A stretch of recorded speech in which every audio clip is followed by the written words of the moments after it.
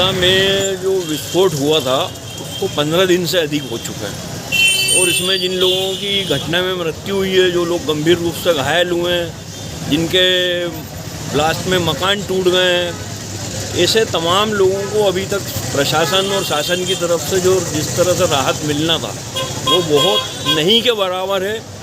अभी भी लोग दर दर भटक रहे हैं। उनके साथ क्या होगा, किस तरह से उनको न्याय मिलेगा, कोई ठीक से जवाब देने को तैयार नहीं है।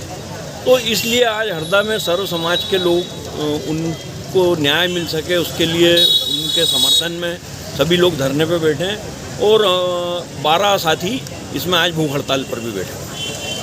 6 फरवरी को जितना भयानक त्रासदी हरदा में हुई, इसको एक तरफ शासन प्रशासन जो है वो एक पर्यावरण आपदा या प्राकृतिक आपदा के रूप में बताने पे जोर दे रहा है। दूसरी ओर राजेश अग्रवाल को गिरफ्तार तो कर लिया गया है, लेकिन हरदा के लोग ये जानते हैं कि पहले भी उसकी फैक्ट्री में 10 लोग मर चुके हैं इस हादसे के पहले। तब भी मैटर हाईकोर्ट तक गया था। हाईकोर्ट की सिंगल बेंच ने ना सिर्फ उनको जमानत दी थी, लेकिन उनका सस्पेंशन ऑफ सेंटेंस भी कर दिया था।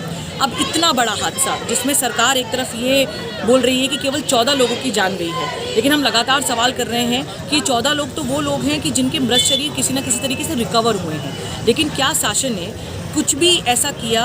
क्या कोई साइंटिफिक इंक्वायरी करी? क्या कोई फैक्ट फाइंडिंग कमेटी बिठाई? क्या कोई फॉरेंसिक जांच करवाई जिससे ये पता चले कि उसमें जहाँ इतना बड़ा ब्लास्ट हुआ, जहाँ पे शायद हड्डियाँ भी गल गई होंगी, वहाँ पे एक्चुअली अंदर कितने लोग मर गए?